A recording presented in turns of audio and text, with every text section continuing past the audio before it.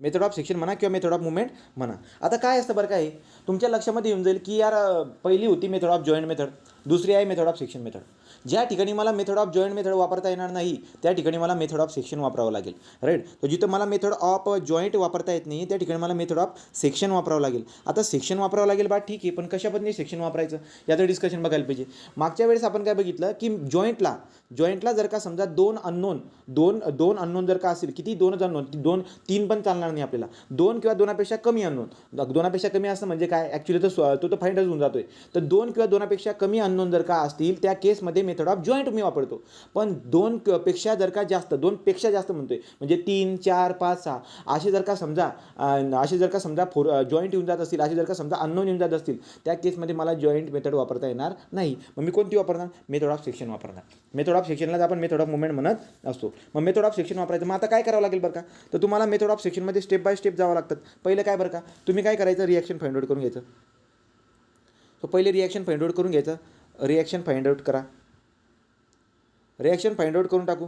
तो reaction find out कशा पद्धतीने करायचा, आपल्या पद्धतीने. जसे काय summation of F of X is equal to 0, F of Y is equal to 0, movement about any point is equal to 0, या 3 इक्वेशनच्या मदतीने तुम्ही काय करून टाकायचा, रिॲक्शन पहिले फाइंड आउट करून टाकायची. ठीक आहे. सो रिॲक्शन पहिले फाइंड आउट करून टाकलं. आता रिॲक्शन फाइंड आउट झाल्यानंतर आपल्याला काय म्हणतात, तो एक ट्रस्ट देऊन देतील. म्हणतात ते की तुम्ही काय करा बाबा, तुम्ही काय करा, या मेंबरमधला XY असा एखादा मेंबर असेल त्या मेंबरमधला फोर्स काढा असं म्हणतायत. मग आता त्या मेंबरमधला फोर्स काढण्यासाठी मला करावं काय लागेल, त्यासाठी तुम्हाला एक बात लक्षात ठेवायला पाहिजे. काय बरं का, तो जे पॉईंट रिक्वायर आहे ते मी तुम्हाला सांगून देतो. कोणते बरं का, section can be cut more than 3 member. लक्षात घ्या, तो नोट म्हणून तुम्ही लिहून घ्या. इथपर्यंत लिहिला का, पहिले रिॲक्शन फाइंड आउट करून टाका. सो रिॲक्शन पहिले फाइंड आउट करून टाका. दुसरा पॉईंट काय बरं का, सेक्शन कॅन कट, असं सेक्शन कापा. सेक्शन हा परीक्षेला प्रश्न विचारला आहे बरं का, हा जो लिहितोय ना आवाला पॉईंट, हा परीक्षेला विचारला आहे. Section can cut more than section can cut more than or equal to 3 member. Section जे आहेत ना, सेक्शन तुम्ही 3 किंवा 3पेक्षा जास्त कापा. आता सेक्शन कसे कापायचं दिसेल तुम्हाला. Right. So section can cut more than or equal to 3 member. But कापा, तुम्हाला जेवढं पटेल तेवढं कापून टाका. बट अननोन फोर्सेस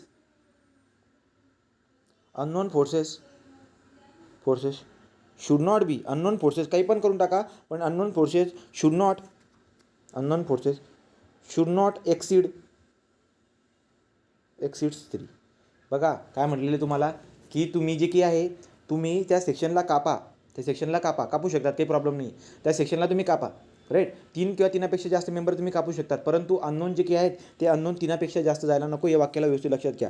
हे वाक्य जसं तसं पाठ करून टाका वाटलं तर. आता याची कहाणी काय आहे समजवण्याचा मी प्रयत्न करतो. याचे उदाहरण घेऊ, 1-2 उदाहरण घेऊन टाकू, मग पॉईंट आपला संपून जाईल. ठीक आहे.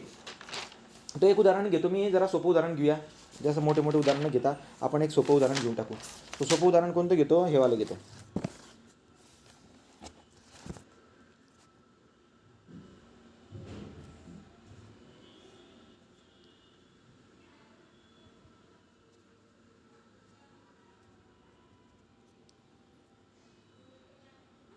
हा आहे आपला पिन जॉईंटेड फ्रेम. तो pin jointed frame nothing but our truss, हा ट्रस आहे. ठीक. तर हा अशा पद्धतीचा तुम्हाला ट्रस दिलेला आहे त्यांनी, आणि लोड पण लावून दिलेत. तो कलर चेंज करतो. लोड लावून दिलेत वरती 2P, इकडे P आणि इकडे आहे P. याचे जे काही अंतर आहे इथं अंतर पण देऊन देतो. याचं अंतर आहे 3. एक मिनटं,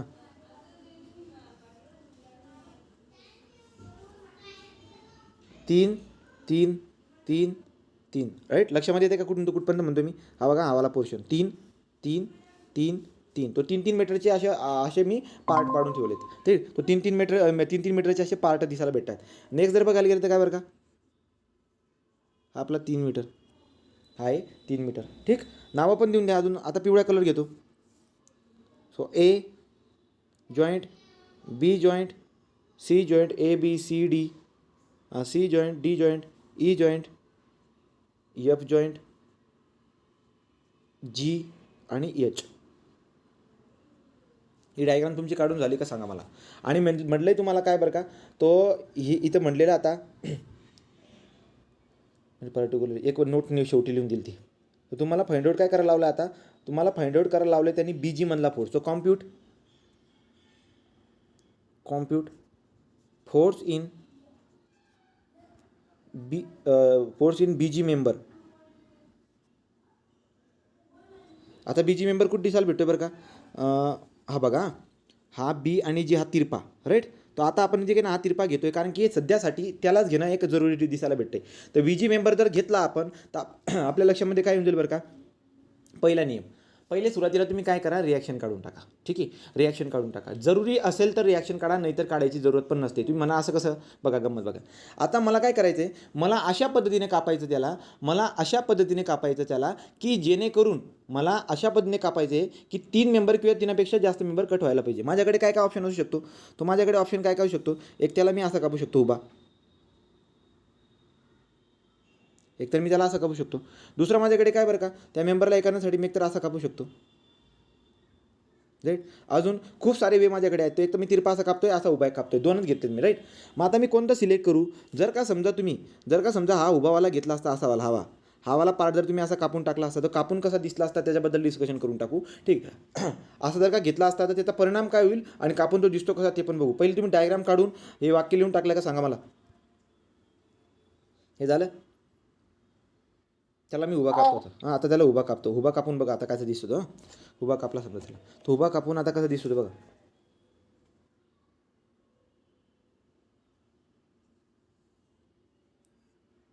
इथे रिॲक्शन असेल काही तर R1 हिंज होता, याचे रिॲक्शन असेल समथिंग काहीतरी R2. फ्री बॉडी डायग्राम काढतो बघा. नंतर पुढे याला कापून टाकला मी, आता उभा कापलाय. सो उभा कापलाय म्हटल्यावर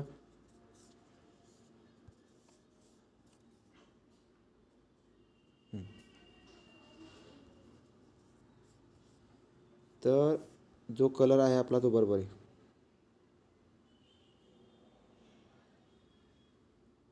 असा कापून टाकला मी त्याला, हा इथला मेंबर. तो ज्याला तुम्ही कापलेला आहे, सॉरी एक मिनटं, मी कापला कुठून आहे, तिकडून ना.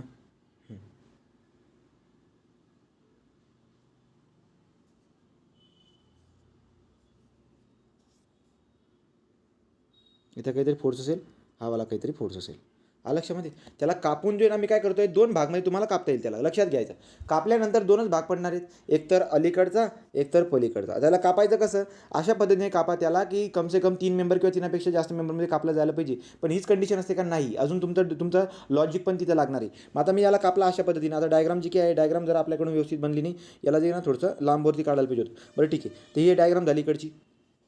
ह्याला नाव देऊन देतो तुम्ही या तिरप्या फोर्सला. ठीक आहे, नाही तर बघा पटकन कसं होते.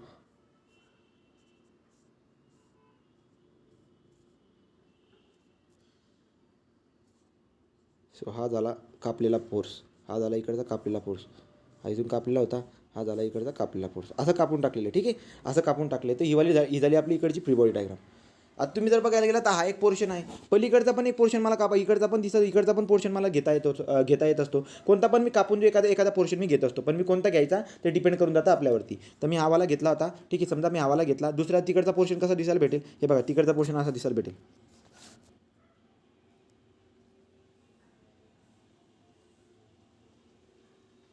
इकडे रोलर होता, इथं G होता, इथं D होता राईट.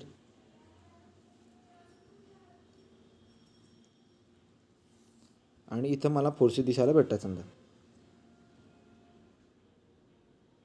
ठीक,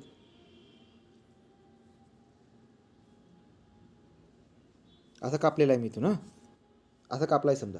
तर असं कापून तुम्ही जर बघायला गेला तर तुम्हाला असा मेंबर दिसायला भेटेल. एक तर हवाला पोर्शन असेल किंवा मागचा वाला पोर्शन असेल, हे 2 पोर्शन आपल्याला कापून दिसायला भेटतील, बरोबर की नाही. असं मी कापून मला दिसायला भेटेल. तर आपल्याला ते कापताय. आता आपण काही प्रत्येक वेळेस अशी डायग्राम काढत बसणार का, बिलकुल पण नाही. पण सुरुवातीला शिकतोय, त्यामुळे असे त्याचे 2 तुकडे पडू शकतात. मग मी कोणता पण एखादा सेक्शन जो काही आहे, एखादा कापलेला पोर्शन इकडचा किंवा पलीकडचा कोणता पण घेऊन मी सोडणार. आता मी कोणता घ्यावा हे डिपेंड करून जातं. जर का समजा आता 2-3 उदाहरणं आहेत, आपण गेल्यानंतर तुम्हाला आयडिया येऊन जाईल. तर मग मी जर का रिॲक्शन पटकन फाइंड आउट करू शकलो शिकलो तर गोष्ट सोपी होऊन जाईल. ठीक आहे, आपण डिटर्मिनंट ट्रस्ट शिकत आहोत. जर का रिॲक्शन मी जर का समजा लवकर फाइंड आउट करून टाकली तर मला सोपं जाईल. जर रिॲक्शन मला फाइंड आउट करायची जरूरत नको असेल तर मी काय करणार, असा पोर्शन घेईल की ज्याच्यामध्ये रिॲक्शन येत नाही. पण मला काय दिसायला भेटते, हा इकडच्या पोर्शनमध्ये पण रिॲक्शन येते आणि तिकडच्या पोर्शनमध्ये पण रिॲक्शन येते. तर कापून त्याला मी अशा पण दाखवला. आपण एक काम करू, आपण काय करूया, आता मी जेव्हा कापतोय ना त्याला इकडे पण रिॲक्शन येते आणि पलीकडे पण रिॲक्शन येते. तर त्यामुळे मी पहिले आता काय करून टाकतो, रिॲक्शन फाइंड आउट करतो. जर का कापलेल्या पोर्शनमध्ये रिॲक्शन येत असेल तर फर्स्ट ऑफ ऑल तुम्हाला काय करावं लागेल,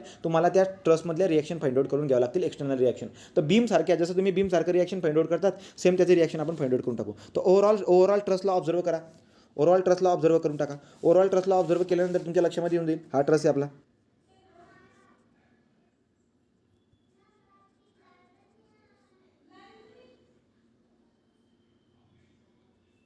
असा ट्रस आहे आपला, इथं पण ठीक. ही रिॲक्शन हा रोलर. तो summation of F of X is equal to 0. Summation of F of X is equal to 0 जर वापरला, सगळे व्हर्टिकल फोर्सेस दिसायला भेटतात. आडवाचा कोणी नाही. याला जर का R1 म्हणला, याला जर का R2 म्हणला तर याला R3 म्हणतोय मी. तर माझ्या लक्षामध्ये काय होईल की R2 इज इक्वल टू 0. बोला क्लिअर इथपर्यंत. हा R2 काय झाला, 0 होऊन गेला. नंतर पुढे हा किती, हा P आहे, हा पण P आहे आणि वरचा 2P आहे. हां, आता याचं काम झालं. आता summation of F of Y वापरतो. Summation of F of Y is equal to 0 जर का समजा वापरला तर काय काय दिसायला भेटेल बरं रे, R1 प्लस R3 हे चाललेत वरती, आणि वरून खाली येणारे किती आहेत, 2P plus P 3P plus P 4P. हा झाला आपला समेशन ऑफ एफ वाय. तो समेशन ऑफ एफ वाय पण झाला. 2 इक्वेशन झालेत. तिसरं इक्वेशन मला आता सॉल्व करावं लागेल. सो समेशन मुवमेंट अबाउट ए और बी कोणता पण घ्या, याला ए पॉईंट हा. तो summation of movement about A is equal to 0 हे इक्वेशन वापरतो. मग घ्या बरं का आता, ते अंतर 3 आहे, हे अंतर पण 3 आहे, याच्यामधलं अंतर पण 3 आहे, याच्यामधलं अंतर पण 3 आहे. तर मी आता मुवमेंट घेणार, याला इथं उभं राहिलो, त्याला घ्या बरं का अंतर. तुमच्या लक्षामध्ये येऊन जाईल की P इंटू येणारा P into 3 plus 2P into perpendicular distance की 3 अधिक 3 6 2P इंटू 6 प्लस हा वाला P पुन्हा तो P into 9 plus is equal to हे सगळे येणारे होते, हा येणारा होता, हा पण येणारा होता, वरून खाली येत आहेत ते. आणि रिॲक्शन कशी चालली आता वरती. सो इज इक्वल टू काय करतो, R3 इंटू टोटल हे परपेंडिक्युलर डिस्टन्स किती, तर किती असेल, 3 1 3 3 2 6 3 1 9 3 4 12. सो 12. चला सांगा बरं का आता याच्यावरून मला तुम्ही सांगा R3ची व्हॅल्यू किती येते. हे बघा 3P अधिक 6 दुने 12 12P झाले 15P अधिक 9P. तो 15P अधिक 9P किती झाले, 15P अधिक 9P किती झाले रे, हे 4 24P. सो 24P आहेत, 24P. R3 is equal to किती येते, काही गडबड झाली का माझ्याकडून, कॅल्क्युलेशन इथं 12P होतं ना, हां 24P डिवाइड बाय मला 12 करावं लागेल. तर उत्तर किती येते, 2P. उत्तर किती येते R3चं, R3 is equal to 2P येते. क्लिअर झालं का, R3 is equal to 2P is equal to R3 into 12 आहे ना. मग यांचं इकडे ज्याचं कॅल्क्युलेशन आलं 24P, इकडे ज्याचं 12P होता. So R3 is equal to 24P divide by 12 2P होऊन जाईल. R3 इज इक्वल टू किती होईल, 2P होऊन जाईल. माझ्याकडे काय होता, R2ची व्हॅल्यू सगळं निघून गेली होती 0. R1 plus R3 is equal to सरळ दिसत होतं 4P. आणि आता मी काढलं बरं का, R3 इज इक्वल टू काढला मी 2P. देअरफॉर R1 किती असेल, R1 इज इक्वल टू पण 2P असेल. झाल्या अख्ख्या रिॲक्शन. तो अख्ख्या रिॲक्शन आपल्या फाइंड आउट करून झाल्या, आता जो उभा सेक्शन टाकला होता, 2 तुकडे पाडले होते, त्याच्यापैकी मी एक तुकडा कोणता तरी घेतो आणि त्याच्याने सॉल्व करतो. तुम्हाला पटेल तो तुकडा घ्या, काही प्रॉब्लेम नाही. अलीकडचा घ्या, पलीकडचा घ्या, काही प्रॉब्लेम नाही. आकृती तुम्हाला थोडी पेपरमध्ये काढायची, लॉजिकने जायचं. कसं जायचं सांगतो. इथपर्यंत क्लिअर आहे, कुलदीप. हां ठीक आहे. तो आता बघा पुढे मी काय करतो, मी ना लेफ्ट साईडचा तुकडा घेतो. लेफ्ट साईडचा तुकडा जो मी घेतोय तो दिसायला कसा दिसेल बघा, असा दिसेल नक्कीच.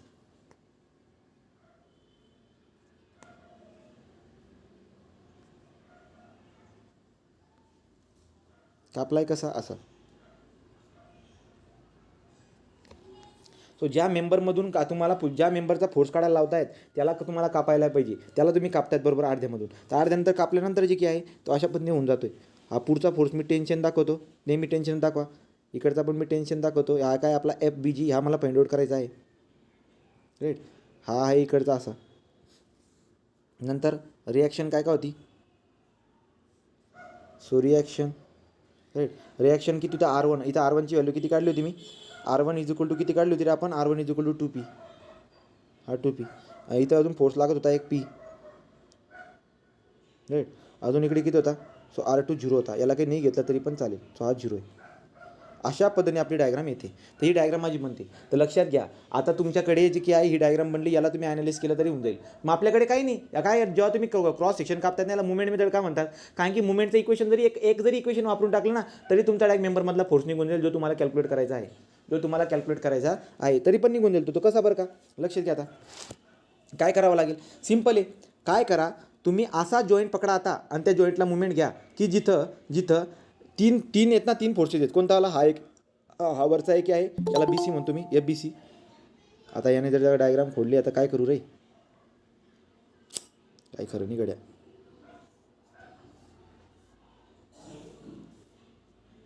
गेली ती डायग्राम गेली. तो अशा पद्धतीने आपण काय करू शकतो, ही वाली डायग्राम आहे राईट. ही वाली रिॲक्शन किती होती, R1 is equal to 2P, इकडे रिॲक्शन ही 0 होती राईट. इकडे जर बघायला गेला तर हा आपला उभा मेंबर आणि याला बरोबर असा कापलेला आहे इकडून.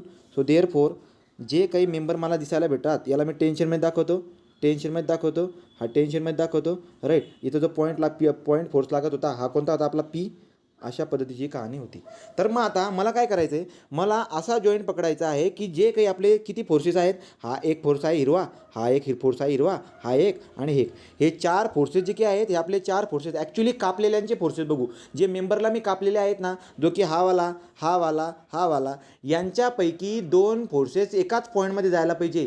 पण जो मला कॅल्क्युलेट जो मला कॅल्क्युलेट करायचा आहे तो पॉईंटमधून जायला नको. म्हणजे मला असा पॉईंट कन्सिडर करायचा आहे की ज्या फोर्सला मला काढायचा आहे त्याला सोडून इतर दोन फोर्सेस त्या पर्टिक्युलर पॉईंटमधून जायला पाहिजे राईट. पण आपला जो काही तिसरा हावाला मेंबर आहे हा जायला नको. ही वाली कन्सेप्ट आहे. म्हणजे काय बोलतोय बरोबर मी काय बोलतोय, म्हणजे माझ्या लक्षामध्ये येते मी जॉईंट कोणता घेतोय, हावाला जॉईंट घेतोय. हा जॉईंट मी काय घेतोय, हा जॉईंट जर का मी घेतला तर हा वाला फोर्स इथून घुसेल, हा वाला फोर्स इथून घुसेल आणि जो मला फाइंड आउट करायचा आहे तो त्या पॉईंटमधून घुसायला नको आहे, असं कंडिशन आहे आपली. आणि तो जात नाही आहे. तर त्यामुळे जे 3 फोर्सेस होते त्याच्यापैकी 2 इथून घुसत आहेत, परंतु जो मला फाइंड आउट करायचा होता तो त्याच्यातून जात नाही. म्हणजे हे आपल्याला चालेल की हा वाला जो वाला जॉईंट आहे हा आपला हा जॉईंट आहे तो. तर मी काय करणार, बस याला मुवमेंट ऑफ काय म्हणतात तुम्ही, याला मुवमेंट ऑफ सेक्शन मेथड म्हणतात किंवा सेक्शन मेथड म्हणतात किंवा मुवमेंट मेथड म्हणतात. मुवमेंट मेथड का म्हणतात, कारण की फक्त एक मुवमेंटचं इक्वेशन जरी तुम्ही वापरून टाकलं तरी सुद्धा तुमचं काम होऊन जात असतं. त्यामुळे मेथड ऑफ सेक्शनला आपण मुवमेंट मेथड म्हणतो. कशा पद्धतीने बघा, तो summation of movement about A is equal to 0 हे इक्वेशन जर तुम्ही वापरलं तर आपलं काम होऊन जाईल. कशा पद्धतीने बरं का, लक्ष द्या.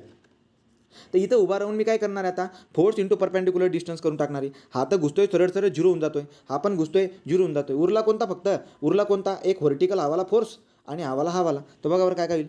सो देअरफॉर येणाऱ्यांना मी घेतो, येणारे इज इक्वल टू जाणारे. तो येणारे कोणते बरं का, इथे अंतर होतं आपलं 3. So this is the force into perpendicular distance आहे. तर देअरफॉर P इंटू 3 हा येणारा आहे आपला असा पॉईंटकडं.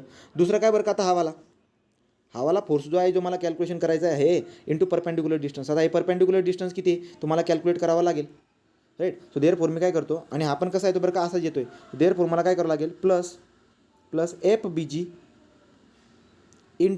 FBG into this distance. आता हे डिस्टन्स किती आहे कॅल्क्युलेशन करून काढून टाका.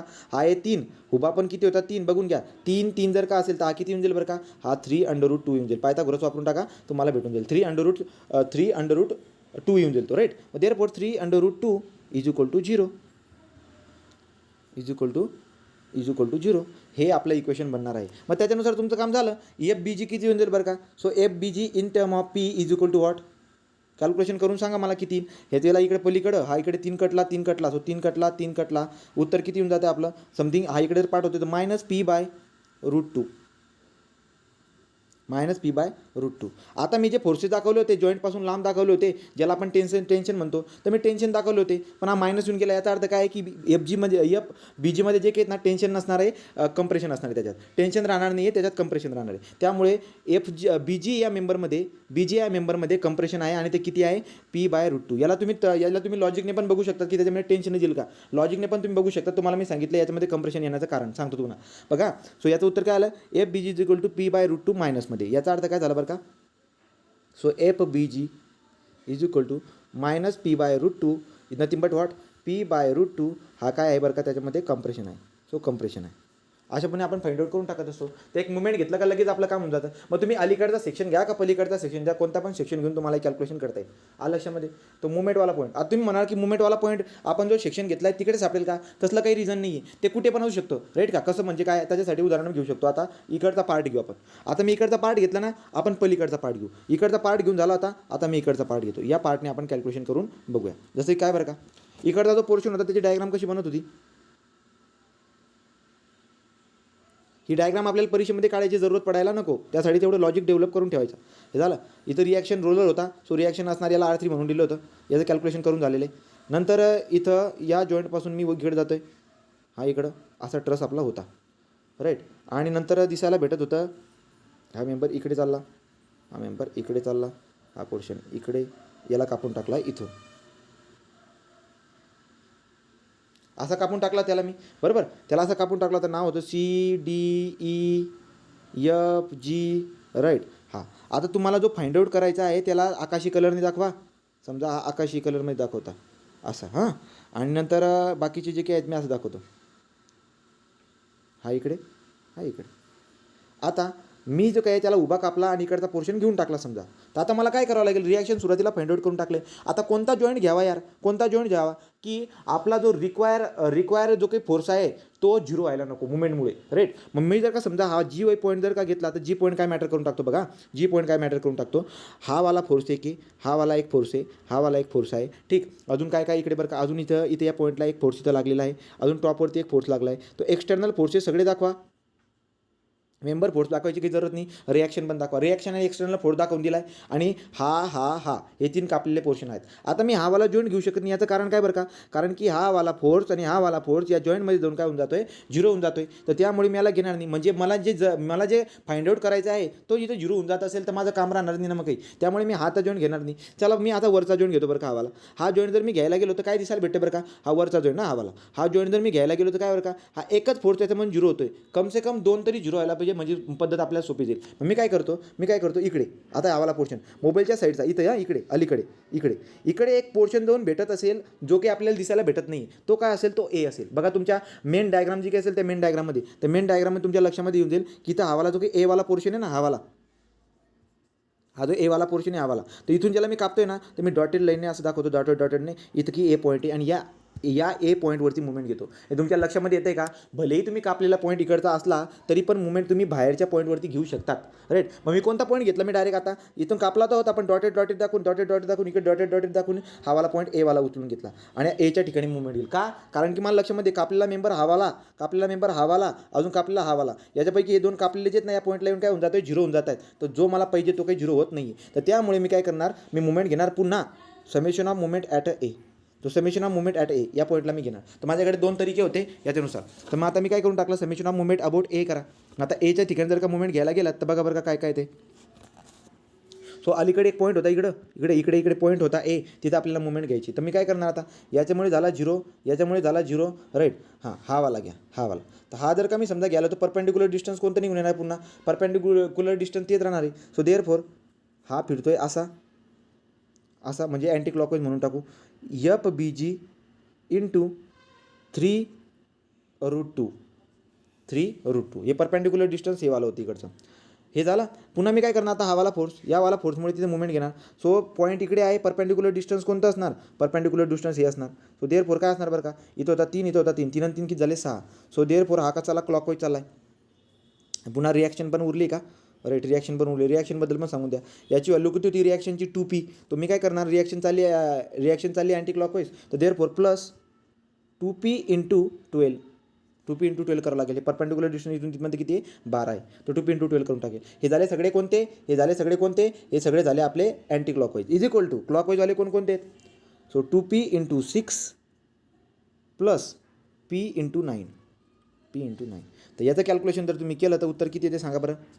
हा बघा, हा 12p अधिक 9p, 12p अधिक 9p किती झाले 21p राईट. वरती किती बरं का, तर वरती आहे 24p. 21p मधून 24p मायनस करून टाका, हा अलीकडे पाठवा. उत्तर किती येते मला सांगा बरं का. FBG उत्तर किती येते FBGचं, तर एफ बी जी जो काही आहे ना तो -p/√2 यायला पाहिजे. येतो आहे का बरं चेक करा. हा 21p आहे, हा 24p आहे. 21p मधून 24p गेले -3p राहून जाईल राईट. आणि आता इकडे डिवाइड केला तो 3 कटला म्हणजे -p/3 राहून जाईल. सो एफ बी जीची व्हॅल्यू किती आली पुन्हा minus right. So therefore F B G is equal to -p/√2. अशा पद्धतीने आपल्याला कॅल्क्युलेशन करायचं असतं. क्लिअर झालं का. सो एफ बी जी फाइंड आउट करून टाकला -p/√2 येतो. याचा अर्थ काय येतं टेन्शन. तो जे काय टेन्शन अजून केला होता तो कंप्रेशन आहे. तो काय आहे कंप्रेशन आहे. या पद्धतीने आपण सॉल्व्ह करू शकतो. कळालं काय उदाहरण तुम्हाला. आता मोबाईलची स्क्रीन आपल्याकडे छोटी आहे त्यामुळे त्या गोष्टी व्यवस्थित हे करून सांगता यायला जरा प्रॉब्लेम येतो. हे क्लिअर आहे इथपर्यंत. ठीक चला पुढे. आता आपण दुसरं एक्झाम्पल घेऊ. सो दुसरं एक्झाम्पल घ्यायचं आपल्याला. एक्झाम्पल मोठं व्हायला नको जरा. हां ठीक आहे. तर याला घेऊ आता एक्झाम्पलला.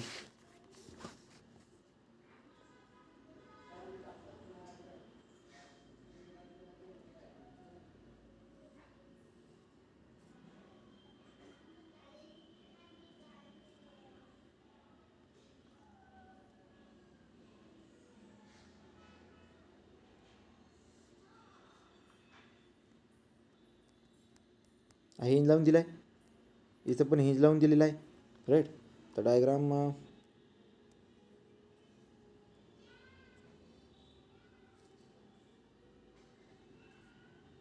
पी हा पी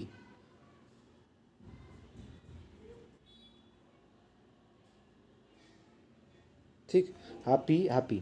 आता लक्षामध्ये घ्या तुम्ही. ठीक आहे. आपण काही स्केलवरती काढलेलं नाही तर गोष्टी समजून घ्या. नाही तुम्ही म्हणाल की एवढे डायमेन्शन दाखवलेले आहेत.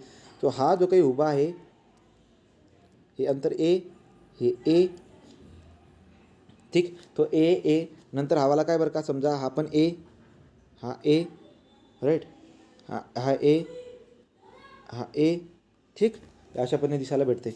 नावं देऊन द्या.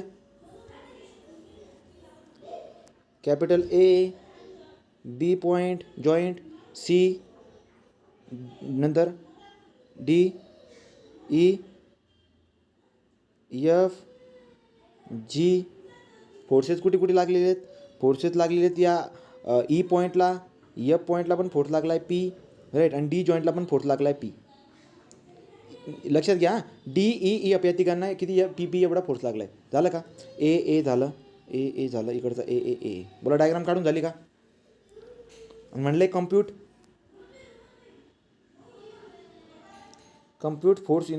दी force in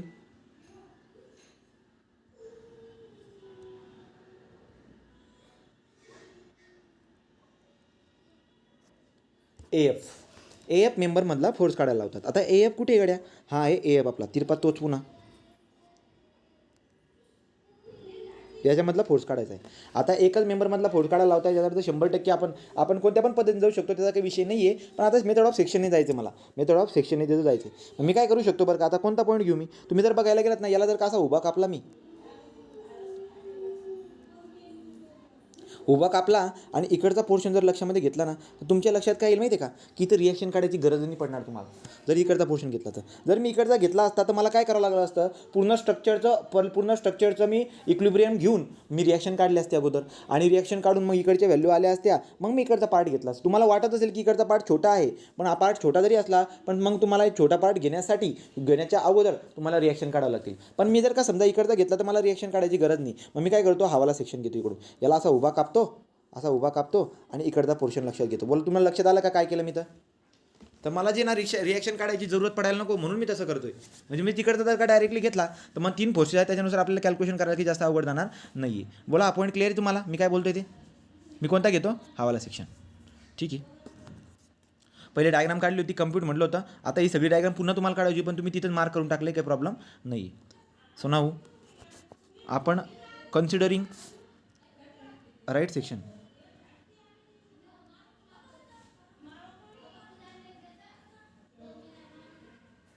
right section consider करून टाकूया. आणि कसं दिसायला भेटते बघा. दिसायला भेटेल तुम्हाला अशा पद्धतीने. So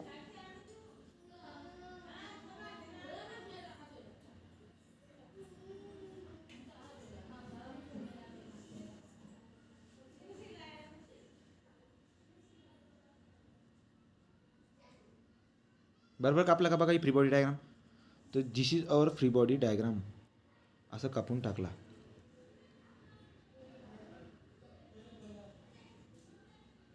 P P P A A A right अशा पद्धतीने तो बी सी डी राईट हा ई एफ. चला गुलाबी कलर वापरूया. इथं काय आपला हा काहीतरी कापला गेलेला हा फोर्स आहे राईट, हा वाला इथला. चला तर तुम्ही मला सांगायचं मी जॉईंट कोणता घेऊ. हां बोला, तुम्हाला फाइंड आउट करायचा हा वाला, तुम्हाला फाइंड आउट करायचा हा वाला. तुम्ही मला सांगा मी कोणता जॉईंट घेऊ. हे बघा तुम्हाला काय लक्षात घ्यावं लागत असतं, एक्सटर्नल फोर्सेस आणि कापलेले मेंबरमधले फोर्सेस एवढे लक्षात घ्यायचे. बाकीच्या मेंबरमधले फोर्सेसला डोक्यामध्ये घ्यायचं नाही.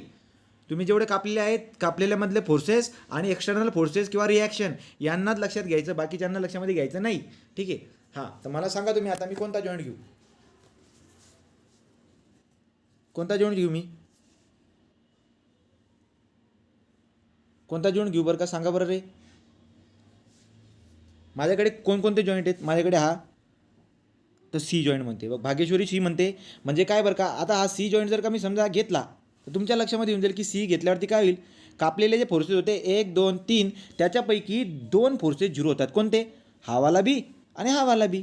तर असे झिरो होत आहेत, असे झिरो होत आहेत जे आपल्याला नको आहेत राईट. तो आपल्याला नको असणारे 3 पैकी 2 फोर्सेस झिरो होऊन जायला पाहिजे. त्यासाठी मी कुठे घेणार मुवमेंट, इथे घेणार मुवमेंट, या पॉईंटला इथे पण घेणार. आणि तिसरा जो काय आहे आपला त्याच्याबद्दल डिस्कशन काय आहे, त्याला मला फाइंड आउट करायचं आहे, ते असं मी करणार. मग आता गंमत बघा. So therefore taking moment, so moment method आहे moment about the C is equal to 0. चला करा कॅल्क्युलेशन, तिथं उभे राहा आणि त्याच्यानुसार घ्या. इथं जर का समजा उभे राहिले तुम्ही तर तुमच्या लक्षामध्ये काय येईल, याच्यामुळे मुवमेंट किती होऊन जाईल 0 राईट. कारण की सरळ चालला आहे ना, हा पण 0 होऊन जाईल, याच्यामुळे पण 0 होऊन जाईल, याच्यामुळे पण 0 होऊन जाईल. उरला आहे हा, तो उरला आहे हा, घ्या बरं का मुवमेंट, तो असा फिरतो एक clockwise. Therefore P into A याचं काम झालं राईट. हा वाला बघा, हा वाला हा इकडे चालला आहे, हा कसा अँटी क्लॉकवाईज घुमतो. ठीक आहे, ते अँटी क्लॉकवाईज पहिले राहू देऊ, आपण क्लॉकवाईजवाल्यांना घेऊ, तो क्लॉकवाईजवाल्यांना घेऊ. हा फिरवतो क्लॉकवाईज, नंतर सॉरी हा अँटी क्लॉकवाईज घुमतो आहे ना, हा अँटी क्लॉकवाईज घुमतो बरं का. सो अँटी क्लॉकवाईजला घेऊन टाकू. मग P into A plus F का होता तो member F into perpendicular distance. हे परपेंडिक्युलर डिस्टन्स किती येईल बरं का, हे ए, हा उभा पण ए आहे, तर हा आडवा किती येऊन जाईल A√2 राईट, A√2 येऊन जाईल. मग A√2, मग मी काय करतो एफ इंटू A√2. हे काय झाले आपले, हे झाले बघा. हा फोर्स आज चालला, सॉरी एक मिनटं, इथे डिरेक्शन कशी दाखवली मी, अशी दाखवली ना. तर याचा अर्थ हा क्लॉकवाईज जाईल, मग हा क्लॉकवाईज जाईल आणि हवाला जो की आहे हा अँटी क्लॉकवाईज जाईल, हा पण क्लॉकवाईज जाईल.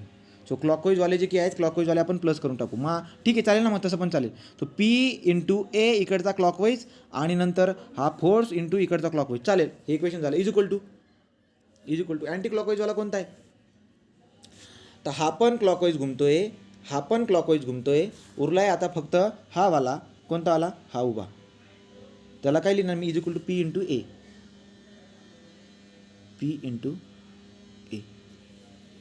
तो पी इंटू ए सरळ कटून जाते. उत्तर किती येते आपलं एफ तर उत्तर चला सांगा, एफ किती येतोय. हा कटला, हा इकडचा कटला, म्हणजे काय रे का कटले म्हणल्यावरती 0 राहील इकडं. सो एफ किती येईल 0. एफ किती आला, एफ किती आला 0. तर तो 0 फोर्स मेंबर आहे. तर जो आपण एफची बात करत होतो, लक्षात आलं का कसं केलं ते. तो P into A plus F into F right, F into A√2 is equal to P into A. तर पी इंटू ए आणि पी इंटू ए कट झाला, किंवा आपण इकडे पाठवून देऊ पी इंटू ए मायनस पी इंटू ए 0 आला. तर एफ इंटू A√2, या A√2 इकडे गुणाकार होता, इकडे जर का पाठवला तर 0 आपण डिवाइड बाय जर का A√2 केला तर 0 होऊन जाईल. सो एफची व्हॅल्यू किती येऊन गेली, 0 येऊन गेली. F is equal to what, 0. अशा पद्धतीने तुमचा एफ कॅल्क्युलेट करून झाला. सो देअरफॉर मी कोणत्याही प्रकारची रिॲक्शन न काढता डायरेक्टली काढून टाकला. तर तुम्हाला काय आता आकृती काढत बसायची जरूरत नाही, कापायचं तिथं आणि पटापट मुवमेंट घ्यायच्या, कोणत्या पॉईंटला मुवमेंट घ्यायला पाहिजे आपण ते वालं कॅल्क्युलेशन झालं. सो नेक्स्ट आता एक नोट पॉईंट आहे, त्यासाठी आपण एक डायग्राम काढून बघू. कोण किती पण मोठा आहे असू द्या, त्यामुळे तुम्हाला जर का एका मेंबरमधला फोर्स काढायला लावतात ना, सेक्शन मेथड वापरायची आणि पटकन कॅल्क्युलेशन करून मोकळवायची. So third example,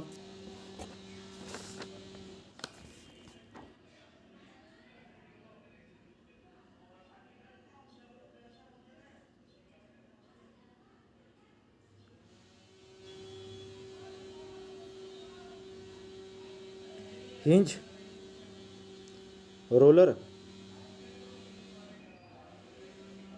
P P अंतर मेंबर आहेत अशा पद्धतीचे, राईट. तो ABCD, ABCDEFG नंतर HIJ,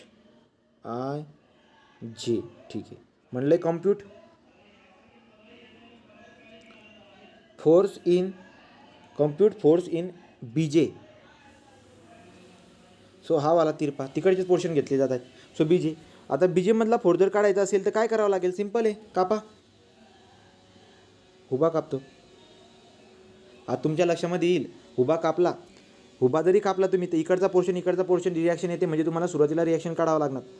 मग तुम्ही काय म्हणणार की मी काय करतो आता समजा हा वाला पोर्शन, हा जर सेक्शन घेतला असता असा तिरपा असा जर का कापला असताना आणि वरचा भाग जर घेतला असताना तिथे काय झालं असतं म्हणजे सगळे फोर्सेस एकाच पॉईंटमध्ये आले असते, तर तो तुम्हाला वापरता येणारच नाही आहे, राईट की नाही. तर ते तर तुम्हाला वापरता येणारच नाही आहे, तर ते तुम्हाला वापरता येणार नाही. मग आता आपण काय करूया, हुबावाला घेतलेला आहे ना, हुबावालाच घेऊया आणि पहिले रिॲक्शन काढून घेऊ. पहिले काय करून घेऊ? रिॲक्शन काढून घेऊ. तो रिॲक्शन काढून घ्या. मग चला, रिॲक्शन काढण्यासाठी P दोन ठिकाणी दिले आहेत मला. समेशन ऑफ f(x) जर वापरला तर काही उपयोग नाही होते. Summation of f(x) summation of f(x) is equal to 0. So therefore हा R1 आहे समजा, हा R2 रे आडवा आणि इकडची रिॲक्शन जी आहे उभी ही R3 आहे. So R2 is equal to सरसकट 0. R2 किती येऊन जाईल? 0 येऊन जाईल. नंतर पुढचं इक्वेशन f(y) वापरा. समेशन ऑफ f(y) जर वापरलं तर R1 plus R3 is equal to 2P येऊन जाईल का? सो R1 प्लस हे जे काही आहे तुम्हाला किती भेटून जाईल बघा, हा चालला आहे वरून खालून, तो किती येऊन जाईल? तो 2P का P येऊन जाईल बघा. R1 plus R3 is equal to 2P. ठीक आहे, हा झाला 2P. आता मला काय करावं लागेल? मुवमेंट घ्यावं लागेल. तर कोणत्या पण पॉईंटला मुवमेंट घ्या. सो मुवमेंट अबाउट झेड, कोणत्या ए पॉईंटला मुवमेंट घ्या समजा. तर एला जर का मुवमेंट घेतली मी, taking movement at A is equal to 0, तर काय येईल बरं का? सांगा रे, मुवमेंट एला 0 जर घेतली तर याच्यामधलं अंतर सांगायची काही गरज आहे का? P इंटू अंतर सांगायची जरूरत व्हायला पाहिजे होती. किंवा सिमेट्रिकमुळे पण मी काढू शकतो बरं का, सरळ सिमेट्रिक आहे बा, इकडची रिॲक्शन तिकडची. बघा हे सिमेट्रिकवरती लागलेले आहेत ना, तुम्हाला काही मुवमेंट वापरायची जरूरत पण नाही. कारण की मला समजा त्यांनी जर का इथं जर का तुम्हाला डायमेन्शन दिलेत नसतील त्यांनी लेंथ वगैरे, तर मग तुम्हाला जर सोपं होऊन जाते गोष्ट, तर सोपं होऊन जाईल गोष्ट. मग त्यामुळे मी काय करतो माहिती आहे का, ज्यांनी जर का मला माप दिलेलं नाही आहे, त्याचा अर्थ काय, हे सिमेट्रिकच बॉडी, हे अंतर आणि हे अंतर सारखं असावं. तर देअरफॉर हे अंतर आणि हे अंतर जर का सारखं असेल तर इकडे लागणारी रिॲक्शन ही वाली आणि इकडे लागणारी रिॲक्शन ही वाली, ही पण किती असेल? P आणि Pच असेल, राईट. तो सर सगळं लक्षात येते की R1 is equal to R2 is equal to P आहे. ही गोष्ट माझ्या लक्षामध्ये येऊन जाते. तो झाला का? R1 झाला, R2 झाला, R3 झाला. R1 is equal to R2, R1 is equal to R3 is equal to P. कारण की R2ची व्हॅल्यू किती आहे? 0 आहे. हा वाला पॉईंट आपल्याला क्लिअर झालेला आहे. ठीक आहे, आता रिॲक्शन जर आली तर चला कापा, त्या पोर्शनला कापा आणि कोणता भाग घ्यायचा तुम्हाला वाटत असेल अलीकडचा घ्या, हा सोपा जाईल मग तुम्हाला, अलीकडचा घ्या. ठीक आहे, पण अलीकडचा घेतल्यानंतर आता तुम्हाला काय दिसायला भेटेल गंमत बघा. भले ही मेथडचं नाव मुवमेंट मेथड असली पण तरी सुद्धा प्रॉब्लेम काय येते बघा. डायग्राम काय केली मी,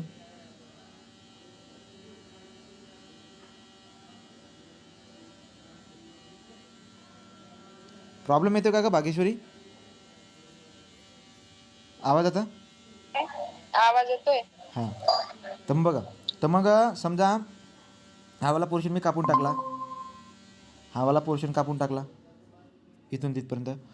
ठीक, अजून कुठून कापला? आपल्याला BG मधलं सांगितलं ना, काय म्हटलं क्वेश्चनमधलं? BJ मधला फोर्स काढायचा आहे. सो BJ म्हटल्यावरती हा वाला, याला मी इथून कापला आहे रे, इकडचा पोर्शन घेतोय समजा. ठीक आहे, सो हा आहे B हा आहे ए, ठीक. आणि ज्या ठिकाणी कापला आहे त्याच्यामध्ये कोणत्याही प्रकारचे फोर्सेस येत नाही, तुम्ही बघून घ्या. त्याला कापून मी मोठा दाखवला आहे, ठीक आहे, कापून त्याला मोठा दाखवला आहे. आता तुम्ही विचार करा, तुम्हाला फाइंड आउट करायचा हा वाला फोर्स, तो फोर्स दाखवून देतो, सगळे टेन्सेल दाखवतोय. हा फोर्स मला फाइंड आउट करायचा आहे एफ बी जे. आता तुम्ही मला सांगा, एफ बी जे मला जर फाइंड आउट करायचं असेल तर कोणत्या पॉईंटला मी मुवमेंट घेऊ, कोणत्या पॉईंटला मुवमेंट घेऊ. तुम्ही म्हणत असणार की बीवाला घ्यायचा, बी तर घेता येणार नाही का, कारण की जो फाइंड आउट करायचा तो झिरो होऊन जाईल. तुम्ही म्हणणार चला हा घेऊ ए जर घ्यायला गेला तर एच्या ठिकाणी काय येईल बरं का, एकच फोर्स झिरो होतोय, राईट, तो बी घेता येणार नाही. तुम्ही म्हणणार पलीकडे जो पीच्या ठिकाणी, इथं पलीकडे पी पॉईंट असेल ना, तिथं जर का गेला तर फक्त दोन फोर्सेस झिरो होत आहेत, परंतु जो पाहिजे तो झिरो होत आहे. तुम्हाला लक्षामध्ये येते काय बरं का, ज्या फोर्सला आपल्याला काढायचे त्याला सोडून, ऐका बरं का नोट काय म्हणतोय, ज्या फोर्सला आपल्याला काढायचे त्याला सोडून इतर जे दोन फोर्सेस आहेत ते जर का समजा पॅरलल असतील, तर तुम्हाला मुवमेंटचं इक्वेशन वापरता येणार नाही. तुम्हाला मुवमेंटचं इक्वेशन वापरून उत्तर येणार नाही. मग काय वापरावं लागेल मला, ज्या फोर्सेसला मला कॅल्क्युलेट करायचं आहे त्याला सोडून इतर फोर्सेस जर का पॅरलल असतील, म्हणजे कोणते कापलेले बघा, इतर फोर्सेस जर पॅरलल असतील तर त्या केसमध्ये मी काय करणार, त्या केसमध्ये मी summation of F of Y वापरणार. काय वापरणार, एफ ऑफ एक्स नाही, summation of F of Y वापरणार. तो summation of F of Y वापरून टाका, उत्तर येऊन जाईल आपलं, उत्तर येऊन जाईल. नाऊ तुमच्याकडे तीन इक्वेशन, तीनपैकी कोणतं पण उत्तर वापरा तुम्ही. अगोदर आपण मुवमेंट वापरत होतो, तुम्हाला तिथं पण तुम्हाला सगळेचे सगळे इक्वेशन वापरता येत होते, पण मुवमेंटचं एक इक्वेशन वापरून उत्तर येऊन जात होतं, मग आपण जास्त काही डोकं लावलं नाही. पण इथं जो फोर्स मला काढायचा त्याला सोडून इतर जे दोन फोर्सेस आहेत ते पॅरलल आहेत, म्हणून मला इथं करावं लागेल. So now summation of F of Y is equal to 0. So therefore काय वापरेल बरं का, इथं होता R1 आहे, राईट, याचावाला कॉम्पोनंट घ्यावा लागेल मला, तो आडवा हा उभा, काय येईल बरं का एफ विजेचा. आता हे सगळे मेंबर सारखेच, समजा हे सगळे मेंबर सारखे जर का त्यांनी दिलं असेल, तसं मेन्शन केलं असेल तर मग 45 अँगल होऊन जाईल. त्यांनी मेन्शन केले सगळे मेंबर सारखे, सिमेट्रिक बॉडी, सगळे मेंबर सारखेत, तो 45 आहे. तर मला सांगा बरं का, आता तुम्ही जर summation of F of Y गेलो तर याचं काही काम नाही आहे, या फोर्सचं पण काही काम नाही आहे, राईट. मला उभे लागत आहे, तो या एफ जीचा असा जर का चालला आहे तो त्याचा उभा कॉम्पोनंट येईल, तो म्हणजे असा खाली, आणि कसा येईल तो F B J cos of 45 करा किंवा साइन ऑफ 45 करा, दोघांची व्हॅल्यू सेम असते.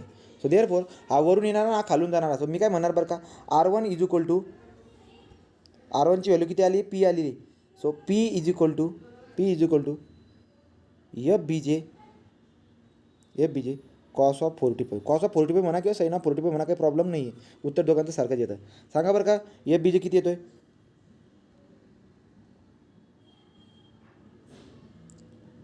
एफ बी जे किती येऊन जाईल, P√2.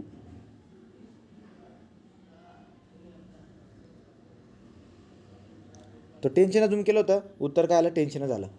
मला कळालं का,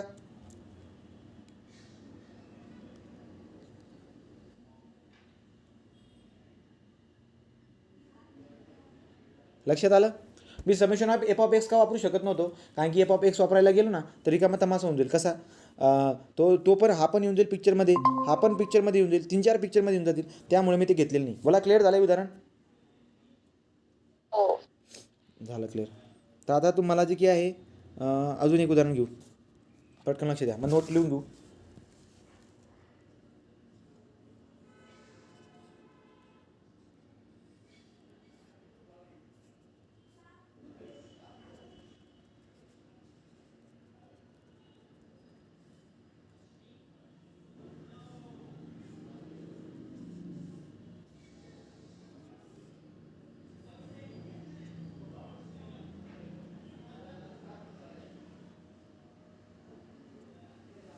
P आणि 2P, हे ए म्हणजे काय अंतर सांगतो बरं का मी, समजून घ्या गोष्टींना, हे अंतर येते. आता इथं आपल्याकडे जागेचा प्रॉब्लेम आहे. सो ए म्हणजे डिस्टन्स आहे ते, राईट. तो ए, हा पण ए, नावं देऊन देऊ, याला आहे capital A B C D E F G, sorry गडबड काय झाली, A B C D E F, ठीक आहे, FGH म्हणलेले तुम्हाला कॅल्क्युलेट करा force in the A B कुठे ए बी हा ए बी याच्यामधला फोर्स कॅल्क्युलेट करायला लावला ए बीमधला फोर्स कॅल्क्युलेट करायला लावला आहे. सांगा बरं का मी कुठून कापायला पाहिजे त्याला, कुठून कापायला पाहिजे. तुम्ही जर का कापला त्याला इथून, मी जसं सांगतो तिथून जर कापला तर बघा लोक तुम्ही लावायचं तुमच्या पद्धतीने जास्तीत जास्त कापून बघायचं किती कापता येईल. त्याला मी इथून कापतो बघा, इथून कापायचं आहे आपल्याला असा चला. जर का समजा मी असा कापला, मेंबर किती कापले जातात 1 2 3 4 चालत आहेत. 4 मेंबर कापलेले चालतात, पण अननोन किती असायला पाहिजे. अननोन फक्त 3 अननोन किती असायला पाहिजे 3 अननोन असायला पाहिजे 3 अननोन असायला पाहिजे. आता गंमत बघा बरं का, कापलं तुम्ही तर तुमच्या लक्षामध्ये काय माहिती आहे का, हा मेंबरमधला फोर्स चालला इकडं, कुठले भेटतोय इथं जाऊन 0 होतोय. याच्यामधला फोर्स चालला इकडं, हा 0 होतोय, इथं 0 होतोय. म्हणजे मी जर का समजा मुवमेंट घेण्यासाठी हा वाला पॉईंट घेतला, ज्याला एफ पॉईंट म्हणतोय आपण, हा वाला पॉईंट जर तुम्ही घेतला तर या एफमध्ये काय होतंय, 3 फोर्सेस जे आहेत ना डायरेक्ट 0 होत आहेत. हा बी, हा पण 0 होत आहेत. मग हा वाला एक राऊंड जातोय. मग मी एफ वाला जॉईंट घेऊन घेतो आणि मी त्याला असाच कापतो, चालेल का, असा कापतो. पण असा कापण्यासाठी तुमच्या लक्षामध्ये येऊन जाईल, असं जर मी कापला तर मला काय करावं लागेल, आता रिॲक्शन काढायची गरज पडेल का, तुम्ही म्हणणार नाही का, वरचा पोर्शन घेऊन घेऊ ना, खालच्या पोर्शनमध्ये रिॲक्शन येतात, वरच्या पोर्शन घेऊन घेऊ. वरचा पोर्शन घेतला तर काम होऊन जाईल. मग आपलं तसं केलं तर बेटर होईल. चला मग आता तसं करू, तर त्याला सॉल्व करू. मग वरची डायग्राम मी काढतो. डायग्राम काढून असं तुम्ही क्रॉस मारला का, झाला का, इथं म्हणा compute force in A B, force in A B. ठीक आहे, मी वरचा पोर्शन घेतो. आता खोडू काही डायग्राम काढून झाली का, चला. आता मी जे काढतोय लक्षात घ्या,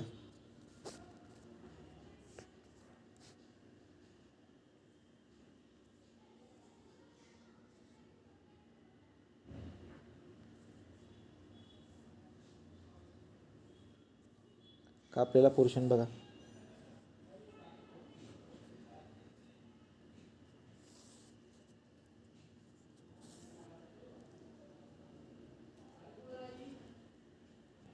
स्ट्रेटच लाईन असायला पाहिजे असं काही नाही बरं का, कर्व पण होऊ शकते, काही पण होऊ शकते. कापलेली लाईन असं कापून टाकतोय, याच्यामध्ये फोर्स दाखवतो असं.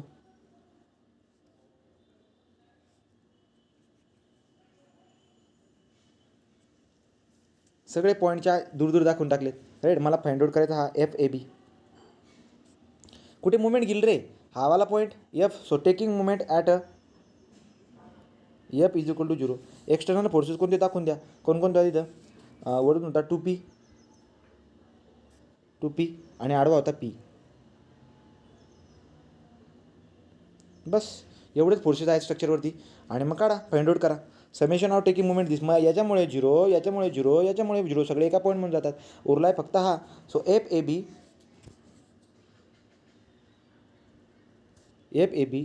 Into perpendicular distance. इथं मुवमेंट घेत आहेत, परपेंडिक्युलर डिस्टन्स किती असेल एवढं. मग किती असेल बरं का ते, ए टॉईस ए.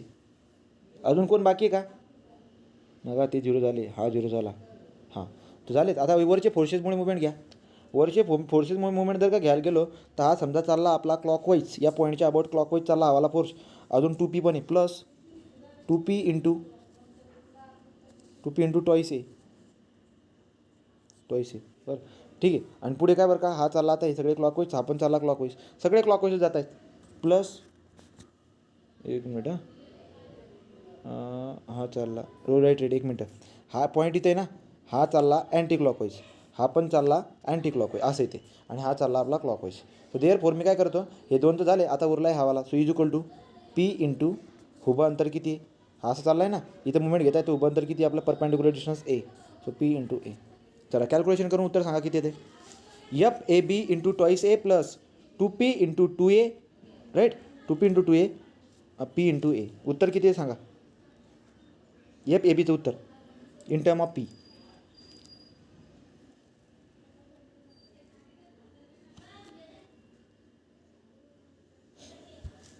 किती येतं रे,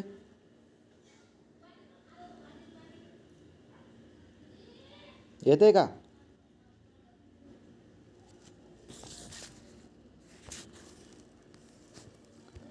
P into A is equal to 2P into twice A plus FAB into twice A, right. मग आता मी जर का समजा एक कापून टाकला, हा इथून एक कापा, इथून एक कापून टाका, इथून एक कापून टाका, तर चालेल, राईट, चालेल. नंतर समजा टू कॉमन जर काढून टाकला, इथून 2 कॉमन निघल, इथून 2 कॉमन निघल, तर P is equal to 2 common काढून टाका. ब्रॅकेटमध्ये काय उरते, ब्रॅकेटमध्ये उतरली तर 2P, राईट ना, 2P प्लस FAB अशा पद्धतीने उरल. पुन्हा दिसायला भेटेल काय बरं का, P/2 मायनस 2P हा असेल आपला आन्सर FAB. मला सांगा तुम्ही, जर का समजा मी याच्यामधून हे मायनस करून टाकलं तर काय येईल, -3P/2 हे झालं आन्सर, म्हणजे -1.5P. म्हणजे काय अजून केलं तर टेन्शन, उत्तर काय असेल, कंप्रेशन. सो 1.5P कंप्रेशन एवढा फोर्स त्याच्यामध्ये लागत असेल. क्लिअर झालं काय, कसं बी सॉल्व करा, झालं. अशा पद्धतीने हे सॉल्व करून झालं. नाव नेक्स्ट. आता हे तिघं उदाहरण मी सॉल्व करून टाकलेले आहेत. आता तुम्हाला काही नोट पॉईंट लिहायचे आहेत, पटकन नोट पॉईंट लिहून टाका, म्हणजे method of section is going to be over. So note point, important note point. पहिली note, if all unknown forces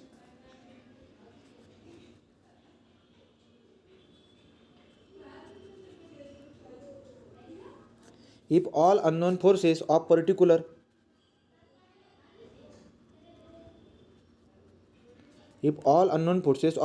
portion of structure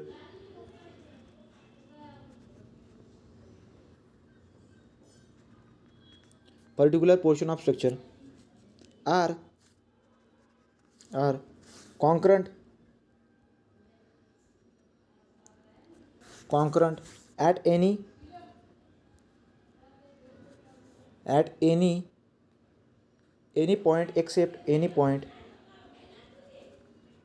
except the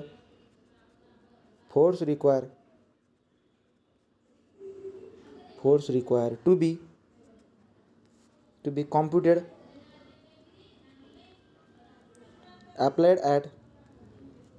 applied summation of moment is equal to 0. हे वाला apply करायचं. तर काय म्हणले बरं का, if all unknown forces of particular portion of structure are concurrent at an point except force required to be computed. ज्या फोर्सला तुम्हाला कॅल्क्युलेट करायचं त्याला सोडून इतर जे कापलेले जे फोर्सेस आहेत ना, ते जर का समजा एका पॉईंटमधून जात असतील, कॉन्करंट जर का असतील ना, तर summation of MZ is equal to 0 हे वाला इक्वेशन वापरायचं, राईट. आणि second, if all unknown forces unknown force of particular portion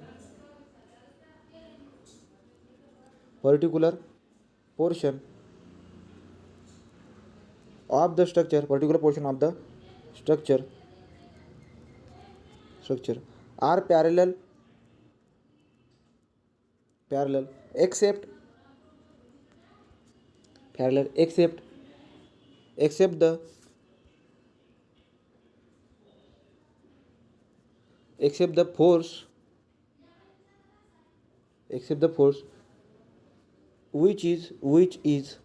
the force which is required to be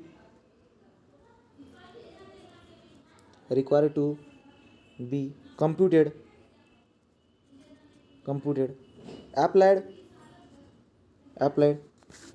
summation of f of x is equal to 0 or summation of f of y is equal to 0. आलं लक्षात काय म्हटले वाचा, if all unknown force of the particular portion of the structure are parallel except the force which is required to be computed applied summation of f of x is equal to 0 f of y is equal to 0. म्हणलेलं काय बरं का, की तुम्हाला जो force calculate करायचा आहे त्याला सोडून इतर जे फोर्सेस आहेत कापलेल्या पोर्शनमधले ते जर का समजा पॅरलल असतील तर त्या केसमध्ये मुवमेंटचं इक्वेशन वापरायचं नाही. त्या केसमध्ये कशाचं summation of F of X is equal to 0 किंवा F of Y is equal to 0 हे इक्वेशन वापरायचं आहे. अशा पद्धतीने तुम्हाला मी शाब्दिक भाषेमध्ये सांगितलेलं आहे.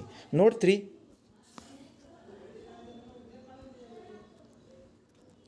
सो नोट 3 इम्पॉर्टंट नोट आहे.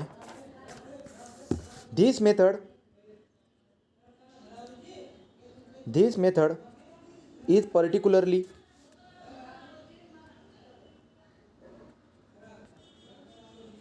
This method is particularly used when magnitude and nature of force magnitude and nature of force magnitude and nature of forces in few number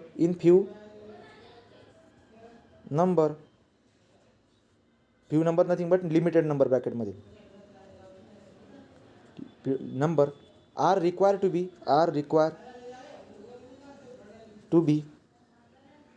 find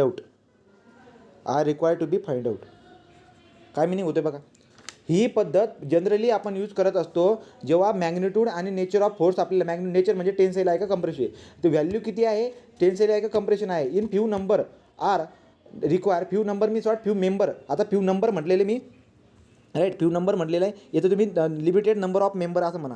member म्हणजे तुम्हाला काय म्हणतात, एका मेंबरमधला फोर्स काढायला लावतात. परीक्षेमध्ये काय म्हटले तुम्हाला, अशी डायग्राम देऊन दिले, म्हटले एफ बी जी काढ. पक्का लक्षात ठेवायचं, एफ बी जी काढायला लावते ना आपण सेक्शनच वापरायला पाहिजे. मग तेच म्हणतात ते की एक पर्टिक्युलर सेक्शनचा जर का तुम्हाला त्यांनी फोर्स काढायला लावला, limited number of the member, तर तुम्ही काय करू शकता ते राईट. आणि सगळ्या मेंबरचं जर का तुम्हाला कॅल्क्युलेशन करायचं असेल टोटल, तर प्रत्येक जॉईंटला जाऊन तुम्ही जॉईंट मेथड वापरून मग काढा किंवा ग्राफिकल मेथड वापरा. आलं लक्षामध्ये. तर मग तुम्हाला जर का एखाद मेंबरमधला जर का फोर्स काढायचा असेल, एखादा मेंबरमधला फोर्स जर काढायचं असेल, तर तुम्ही मेथड ऑफ सेक्शन वापरायचं. तुम्हाला सगळ्या मेंबरमधले फोर्स जर काढायचं असेल तर मेथड ऑफ जॉईंट वापरायचं. क्लिअर झालं का. त्या मेथड ऑफ जॉईंटसाठी पण एक वाक्य होतं अशाच पद्धतीचं, ठीक आहे, ते आपण नंतर वापरेन. इथपर्यंत क्लिअर आहे. नाऊ नेक्स्ट आता पुढचा आहे deflection of the truss joint. So पुढचा पॉईंट आहे डिफ्लेक्शन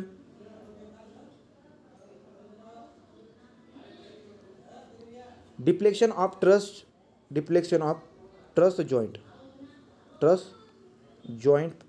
जॉईंट. तर ट्रसचा जो काही जॉईंट आहे त्याचं डिफ्लेक्शन होरिजेंटल आणि व्हर्टिकल. सो ब्रॅकेटमध्ये व्हर्टिकल अँड होरिजेंटल ते आपल्याला फाइंड आउट करायचं आहे. MPCमध्ये त्याला विचारतात, ठीक आहे. सो डिफ्लेक्शन फाइंड आउट करून टाकू. मग आता डिफ्लेक्शनबद्दल काय लक्षामध्ये ठेवायचं आहे, परीक्षेमध्ये तुम्हाला एक प्रश्न विचारतील की ट्रसमधला जॉईंटची डिस्प्लेसमेंट कॅल्क्युलेट करण्यासाठी तुमच्याकडे कोणकोणत्या पद्धती आहेत, तो मेथडची नावं सांगा.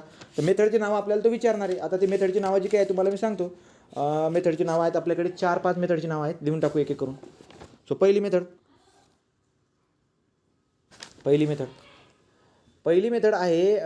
आहे कास्टिग्लिआनोस थेरम म्हणा तुम्ही, फर्स्ट वगैरे होतं.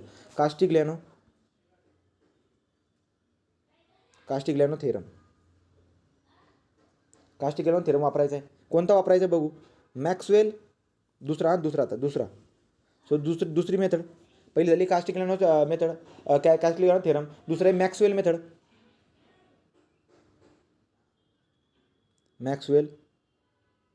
मेथड. तिसरा आहे विलोट मोहर मेथड.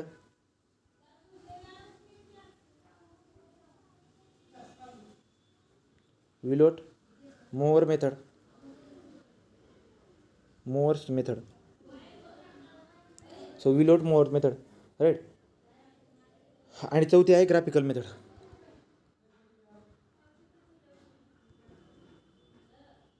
Graphical method 1 2 3 4. पाचवी पण लिहू शकता तुम्ही, पॉईंट लोड मेथड. पाचवी युनिट लोड मेथड. हे तुम्हाला परीक्षेला विचारतील ना. खालीलपैकी कोणत्या पद्धतींचा वापर आपण डिफ्लेक्शन कॅल्क्युलेशनसाठी करत असतो in the truss joint. Okay, तो ट्रस जॉईंटचं डिस्प्लेसमेंट करण्यासाठी आपण कोणती पद्धत वापरतो, हे 5 नावं तुमच्या लक्षामध्ये राहून द्यायचे, ठीक आहे. हे 5 नावं तुमच्या लक्षामध्ये राहून द्यायचे. पहिला प्रकार उचलूया. So first of the type is what, Castigliano's theorem. तो कास्टिग्लिआनो थेरम बघूया, कुठे गेले वही.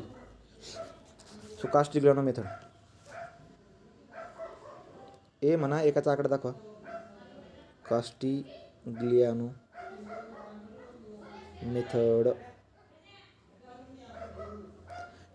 मेथड. आता कास्टिक लॉनो मेथड काय असते? कास्टिक लॉनो मेथड तुम्हाला मी सांगून देतो. तर कास्टिक लॉनो थेरम 2 थेरम आहेत. कास्टिक लॉनोचे 2 थेरम आहेत. पहिला थेरम, दुसरा थेरम. कास्टिक लॉनोचा जो सेकंड थेरम आहे त्या सेकंड थेरमच्या मदतीने आपण डिप्लेशन कॅल्क्युलेट करून टाकत असतो. कास्टिक लॉनोचा सेकंड थेरम जो आहे त्याच्या मदतीने आपण डिप्लेशन फाइंड आउट करून टाकत असतो. कशा पद्धतीने फाइंड आउट करतो? तर त्यासाठी आपल्याला कास्टिक लॉनोचा थेरम लावण्यासाठी आपल्याला स्ट्रेन एनर्जीबद्दल नॉलेज असायला पाहिजे. मग स्ट्रेन एनर्जी काय असते त्याच्याबद्दल डिस्कशन करून टाकू. स्ट्रेन एनर्जी काय असते, ठीक आहे. तर त्यामुळे एक काम करा तुम्ही. कास्टिक लॉनोचा जो काही सेकंड थेरम आहे, कास्टिक लॉनो मेथड टाकले आपण, तो तुम्ही आता पहिला बाण लिहून पटकन 2 ओळी लिहून टाका, म्हणजे मला स्ट्रेन एनर्जी सांगता येईल. सो पहिलं काय बरं का, as per Castigliano second theorem, as per Castigliano second theorem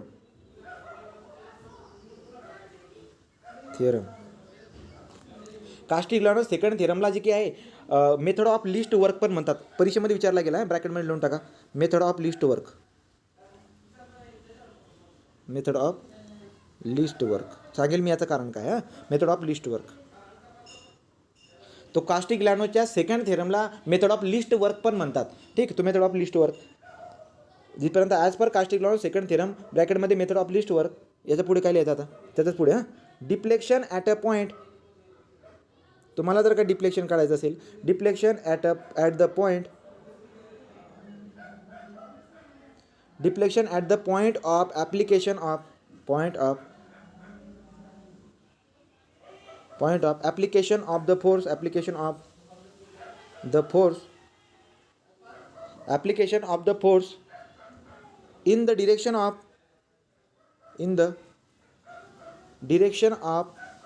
बघा, application of the force in the direction of force असं स्टेटमेंट तुम्हाला परीक्षेला देतात बरं का. परीक्षेला आलेले क्वेश्चन आहे. Force is equal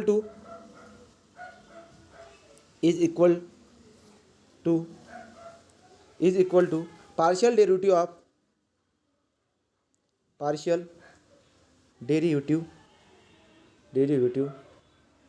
of strain energy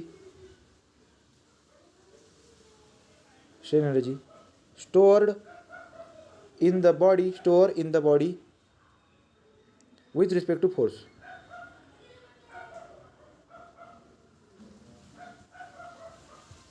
चला, वाक्य लिहून झालं असेल, अर्थ लावूया आता.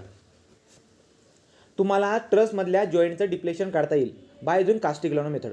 आता कास्टिक लॉनो मेथडमध्ये पण 2 थेरम आहेत. पहिला थेरम आपल्याला वापरायचा नाही आहे, दुसरा थेरम वापरायचा आहे. तर कास्टिक लॉनोचा दुसरा थेरम त्याला आपण लिस्ट वर्क थेरम म्हणतो. तर लिस्ट वर्क थेरम तुम्ही म्हणणार, ठीक आहे. पुढे काय असते बरं का तो थेरम काय म्हणतो? तो थेरम असं म्हणतो की तुम्हाला ट्रसमधला एखादा जो जॉईंट आहे त्याचा तुम्हाला डिस्प्लेसमेंट काढायचं, त्याचं तुम्हाला डिप्लेक्शन काढायचं आहे. परंतु त्या पॉईंटला जो डिप्लेक्शन तुम्ही काढायला जाते ना, तिथं काहीतरी फोर्स लागला असेल, तिथं लागलेला फोर्स, तर तिथं काहीतरी फोर्स लागला आहे. तर त्या फोर्सची डिरेक्शन काय, समजा त्या फोर्सची डिरेक्शन ही वाली. तर ज्या डिरेक्शनमध्ये फोर्स लागलेला आहे त्या डिरेक्शनमध्ये डिस्प्लेसमेंट होणार आहे.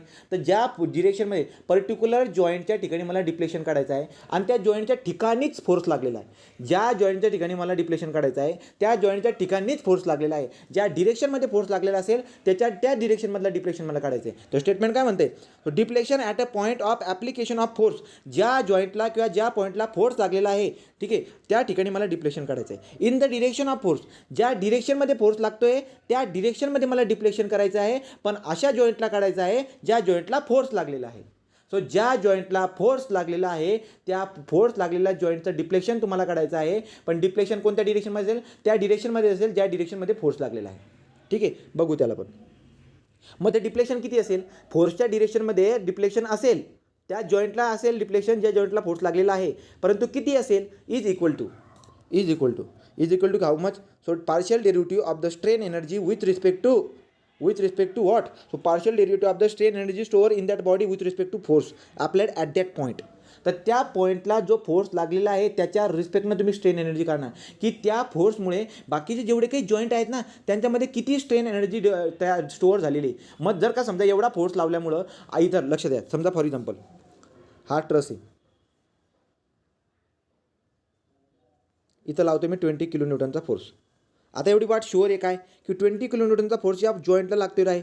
डिप्लेक्शन इकडच्या डिरेक्शनमध्ये होईल, डिप्लेक्शन इकडच्या डिरेक्शनमध्ये होरिजेंटल होतोय. समजा मला होरिजेंटल डिप्लेक्शन काढायची बात केलेली आहे. आता तुम्हाला माहिती आहे या जॉईंटवरती होणारं डिप्लेक्शन मला काढायला लावलेलं आहे.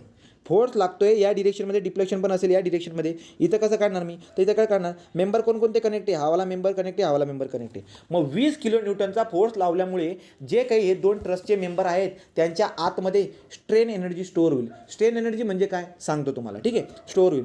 मग ही वाली तर जेवढं काही या 20 किलो न्यूटनमुळे जेवढं काही स्ट्रेन एनर्जी स्टोअर असेल त्याच्या मदतीमुळे आपल्याला कळून जाईल की इथे किती डिफ्लेक्शन होईल, राईट. तर जेवढी, जसं की काय, फॉर एक्झाम्पल हा रबर आहे, कोणता रबर आपण यूज करतो खोडण्यासाठी, तर आपला खोड रबर आहे. तर खोड रबरला जर का समजा तुम्ही कंप्रेस केला तर तुम्हाला नाही वाटत का त्याची साईज रिड्यूस होऊन जाईल अशा पद्धतीने, right.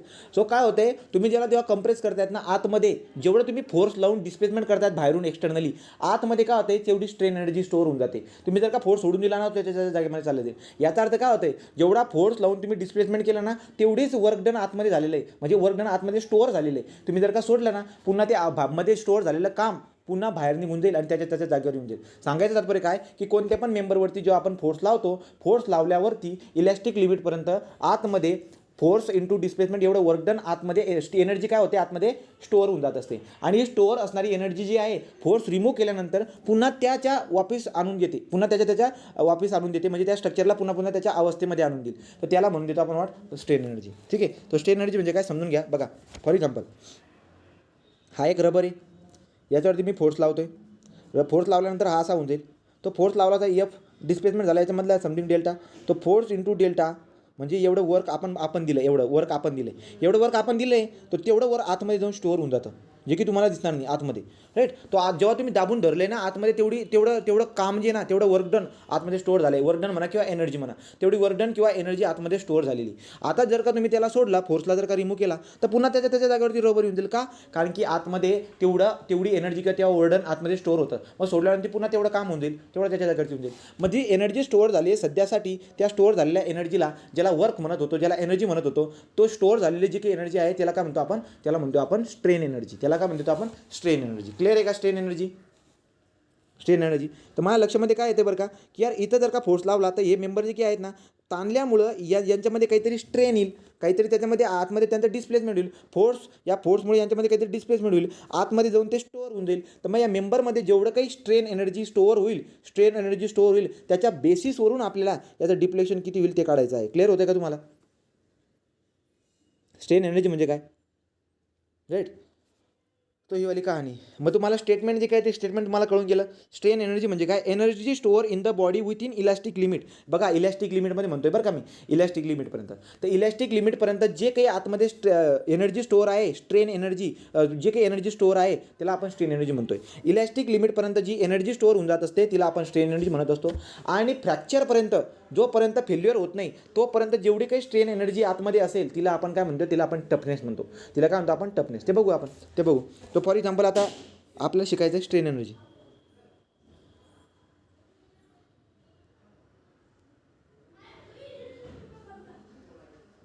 Strain energy denoted by what, you. So लिहून टाकायची व्याख्या, energy stored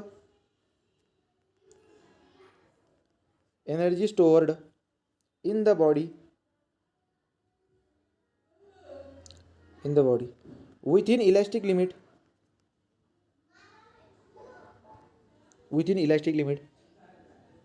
called as strain energy,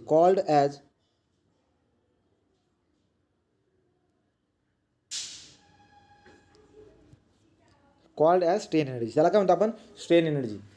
तो मग काय म्हणले बरं का तुम्हाला, स्ट्रेन एनर्जी काय म्हटली मी तुम्हाला, की एखादी बॉडी जर फॉर एक्झाम्पल स्टीलचा रॉड घेऊन घेऊ, यूट्यूब मशीनवरती त्याला ठेवला, नंतर साईडला कॉम्प्युटरवरती ग्राफ बनवून जाईल अशा पद्धतीने, काहीतरी असा ग्राफ बनवून जाईल. मग लक्षामध्ये माझ्या काय येते की यार इलॅस्टिक लिमिट म्हटल्यावरती इथपर्यंत linear plus non linear part हवाला, हा जो आहे एवढा इलॅस्टिक लिमिट आहे. या इलॅस्टिक लिमिटमध्ये हा समजा मी इथं फोर्स लावला आहे, इकडे काय लावू, इथं फोर्स लावतो आणि फोर्सचं करस्पॉन्डिंग डिस्प्लेसमेंट इकडे बघू.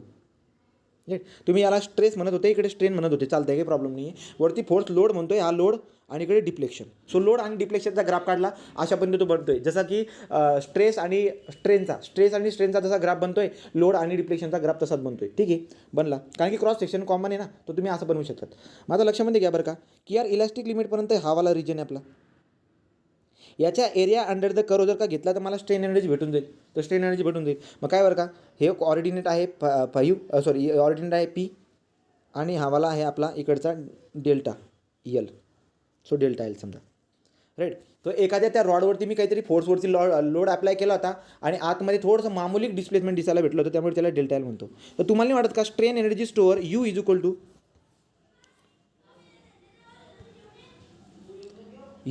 असं लिहू शकता तुम्ही. त्रिकोण आहे ना तो 1/2 into base into height, so बेट आहे डेल्टा एल इंटू पी. ही झाली आपली स्ट्रेन एनर्जी. बोला क्लियर आहे का? 1/2 delta L into P. Clear आहे का ही बात? भागेश्वरी ने हा, कुलदीप, हो. Right. So 1/2 delta L into P. आता मी काय करतो, पुढे जाऊ. पुढे काय करूया आपण, आपल्या लक्षामध्ये येईल यार की हा जो काही पी आहे, नवीन लिहितो एक्सप्रेशन इथं,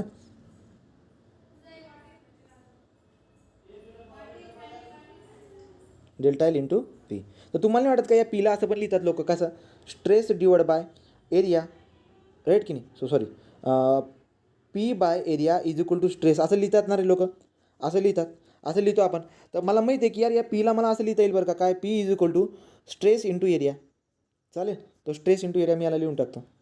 दुसरी महत्त्वाची बात, हा जो काही डेल एल आहे, या डेल एलला आपण असं लिहितो ना, डेल एलला काय लिहितो तुम्ही? So del L is equal to P L by A लिहितात का लोक? असं लिहितात, पी एल बाय ए. हे पण मला माहिती आहे की डेल एलला असं लिहितात आणि पीला असं लिहितात. म्हणजे दोघांची व्हॅल्यू जर का मी याच्यामध्ये पुट केली तर काय व्हॅल्यू भेटते बघा. So U is equal to 1/2 del L म्हणजे पी एल बाय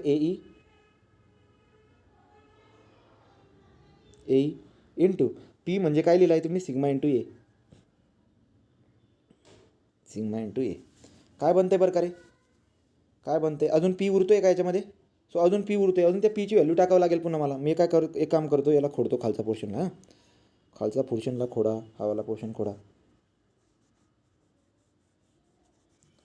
आता तुम्ही जर बघायला गेलात तर पुन्हा अजून त्याच्यामध्ये पी अडकून जातोय. पुन्हा मला पीबद्दल काय लिहावं लागेल? सिग्मा इंटू ए लिहावं लागेल. तो सिग्मा इंटू ए करून टाकतो. सो फायनल एक्सप्रेशन कसं जाऊन बनेल? फायनल एक्सप्रेशन जे जाऊन बनणार आहे ते असं बनणार आहे, यू इज इक्वल टू 1/2 या पीच्या ऐवजी अजून सिग्मा इंटू ए लिहितोय समजा. So into sigma into A into L into sigma into A divide by A into E. तर बोला बरं काय येईल expression? So strain energy is equal to काय येऊन जाईल बरं का रे? त्या पीचा जो नवीन पी येऊन गेला होता त्याला पुन्हा मी आणून टाकला. तर तुमच्या लक्षामध्ये येईल की यार इथला ए कटला, इथला ए कटला. Sigma into sigma, sigma square, so sigma square, right. नंतर एरिया इंटू लेंथ उरलेली, एरिया कटला, एक एरिया कटला, इकडे कोपऱ्यामध्ये एक ए आहे. ह्या एरिया इंटू लेंथ काय होऊन जाईल रे? व्हॅल्यूम होऊन जाईल का? तुम्ही म्हणणार हो व्हॅल्यूम होऊन जाईल. डिवाइड बाय वाट, खाली काय होते? Twice A twice E. So हे एक्सप्रेशन तुम्हाला भेटून जाईल का? Sigma square divide by twice E into volume, हा झाला आपला स्ट्रेन एनर्जीचा फॉर्म्युला. तर क्लिअर झाला का? स्ट्रेन एनर्जीला लोक असं पण एक्सप्रेशन तुम्हाला MPSCमध्ये विचारले खूपदा, स्ट्रेन एनर्जीचा फॉर्म्युला सांगा. तर काय बनला? Sigma square divide by twice E into volume. So therefore strain energy is equal to sigma square divide by twice modulus of elasticity into volume. आलं लक्षात? ते एक्सप्रेशन तुम्हाला लक्षामध्ये ठेवायचं आहे. क्लिअर आहे? हे क्लिअर आहे? आता ही जी काही स्ट्रेन एनर्जी आहे, ही जी स्ट्रेन एनर्जी आहे, ही स्ट्रेन एनर्जी कशावरती डिपेंड करते? ही स्ट्रेन एनर्जी डिपेंड करते तुम्ही कोणत्या प्रकारचा लोड लावताय. समजा रबरावरती जर का मी हळूवार असा जर का कंप्रेस केला तर आतमध्ये स्टोअर होणारी स्ट्रेन एनर्जी काहीतरी वेगळी असेल. पण रबरावरती जर का समजा मी आता मुसळीने जर का असा दणका मारला तर एकदम जोरात सडनली, तर त्यावेळेस स्ट्रेन एनर्जी वेगळी स्टोअर होईल. किंवा समजा त्या रबराला जर का समजा मी असं हे जर केलं, पिळून टाकलं दोघं साईडनं, तर पिळल्यानंतर आतमध्ये स्ट्रेन एनर्जी तयार होईल, स्टोअर होईल, पण ती वेगळी असेल, राईट. किंवा समजा त्याला जर का समजा मी त्या रबराला जर का समजा मी असं जर का बेंड केला वरून, तर त्याच्यामध्ये स्ट्रेन एनर्जी स्टोअर व्हायची जी ती वेगळी होईल. सांगायचं तात्पर्य असं आहे की स्ट्रेन एनर्जी जी आतमध्ये स्टोअर होणार आहे ती डिपेंड करून जाते तुम्ही बाहेरून कोणत्या प्रकारचा फोर्स लावतायत. So therefore strain energy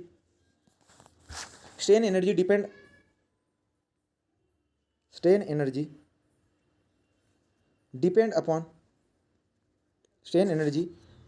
upon type of loading.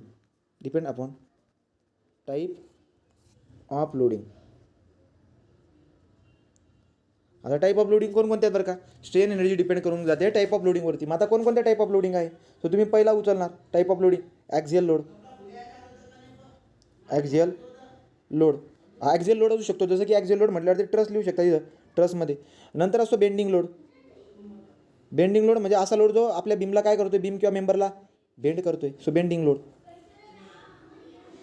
Share load, share load जो कोणता, शेअर लोड म्हणजे कोणता आला, जो आपल्या या बीमला कापून टाकतोय, केकला कसा कापून टाकतात चाकूनी तसा शेअर लोड.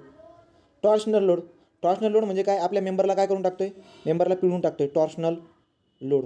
सो ॲक्झियल लोड झाला, बेंडिंग लोड झाला, शेअर लोड झाला, टॉर्शन लोड झाला. या 4 प्रकारचे लोड जे आहेत त्यांच्यानुसार स्ट्रेन एनर्जी आतमध्ये स्टोअर होत असते. ठीक आहे, ठीक आहे, राईट. तो एक्सप्रेशन याला याचा युनिट पण तुम्ही कॅल्क्युलेशन करून शकतात. काय एनर्जी आहे म्हणजे युनिट काय असणार, जूल असणार किंवा न्यूटन मीटर असणार. सो न्यूटन मीटर किंवा जूल हे त्याचं युनिट असतं. एक तर न्यूटन मीटर म्हणा किंवा जूल म्हणा, हे काय असणार आपल्या स्ट्रेन एनर्जीचं युनिट असणार आहे. ठीक आहे, तर आता या हवाला मुद्दा लिहून टाकला. आता एक कन्सेप्ट असणार मॉड्युलस ऑफ रिसिलन्स. आता जो मी काढून टाकला आहे ना, जो यू आपण काढला तोच आपला काय असतो, so modulus of resilience. Modulus of resilience लिहितोय ना, हे सगळं तुम्हाला फॉर्ममध्ये शिकायला भेटणार आहे. Modulus of resilience conceptually, resilience, modulus of resilience जो आहे याला असं हे करतात, प्रूफ रिसिलन्स,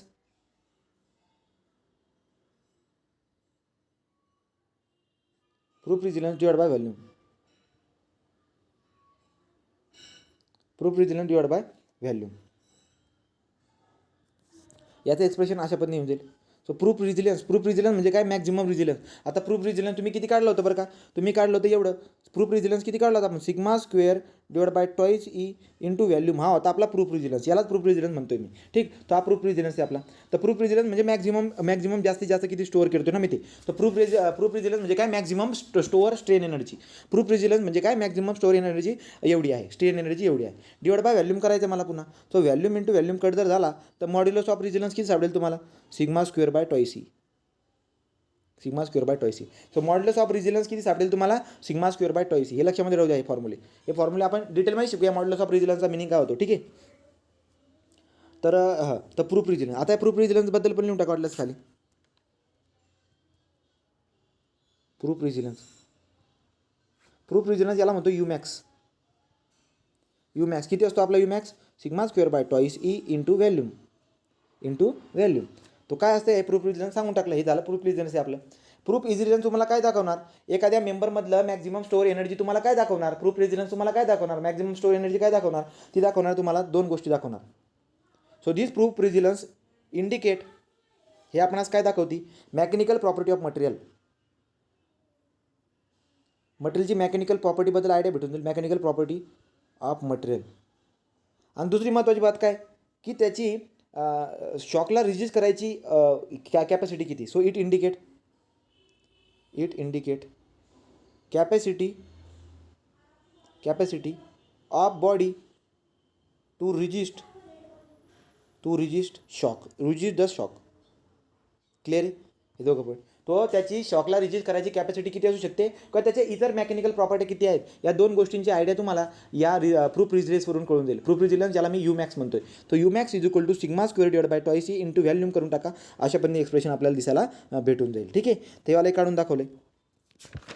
आता याच्यापुढे जे काय आहे आपल्याला काय करायचं आता, तर तुम्हाला जी स्ट्रेन एनर्जी काढायची आहे, ती स्ट्रेन एनर्जी आता डिपेंड करून जाते. ठीक आहे, तो वेगवेगळ्या प्रकारचे ॲक्झियल लोड आहे, बेंडिंग लोड आहे, टॉर्शन आहे, शेअर आहे. ॲक्झियल लोडमध्ये पुन्हा 3 केसेस आहेत, gradual apply loading, suddenly apply loading, नंतर शॉक लोडिंग आहे, या 3 केसेस. आता एवढं डिटेलमध्ये आपल्याला जायचं तर आहेच. ठीक आहे, पण हवाला पार्ट आपण उद्या करूया. डिप्लेशनची काय, उद्या डिप्लेशन पण संपून जाईल. तो डिप्लेशनचा पार्ट उद्या आपला संपून. इथं मी थांबून घेतो, इथपर्यंत तुम्ही रिवाइज करा गोष्टींना. ठीक आहे, सो इथं आपण थांबून